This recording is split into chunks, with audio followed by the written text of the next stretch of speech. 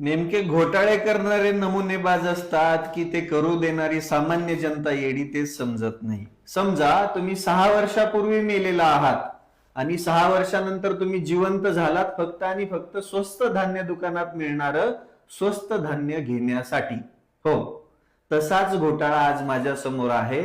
हे आहे मृत्यू प्रमाणपत्र. ग्रामपंचायत नेप्ती या ग्रामपंचायतचं नाव आहे तुळशीराम वामन चौगुले आणि हे मृत्यू झालेले तर 27/9/2017 आणि त्यांनी 31/1/2025 स्वस्त धान्य दुकानात जाऊन धान्य उचललंय.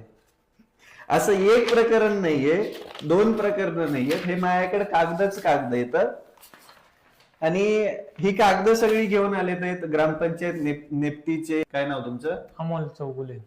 आता यांच्या मते त्यांच्या जे नेप्तीला जे स्वस्त धान्य दुकान आहे त्याच्यामध्ये मागचे कित्येक वर्ष झालं यांनी तक्रार करायच्या आधी 178 मयत लाभार्थ्यांचं धान्य दुकानदारच गायब करतोय.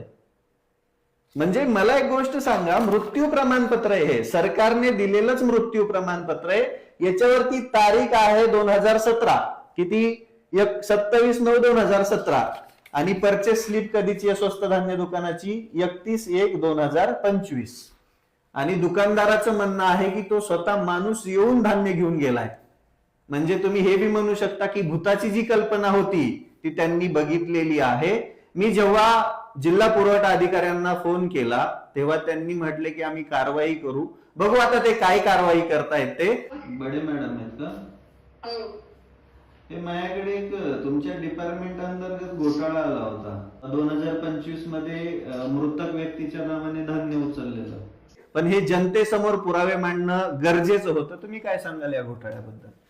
ह्या घोटाळ्याबद्दल आम्ही 1 वर्षापासून 4-5 वेळेस अर्ज केले.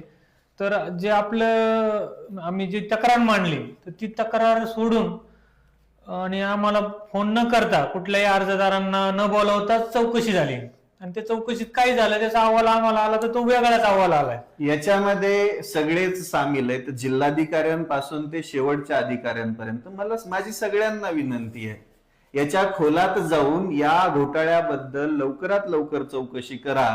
कारण की सामान्य जनतेचं धान्य तुम्ही खाताय, तुम्हाला लाजा वाटत नाहीये.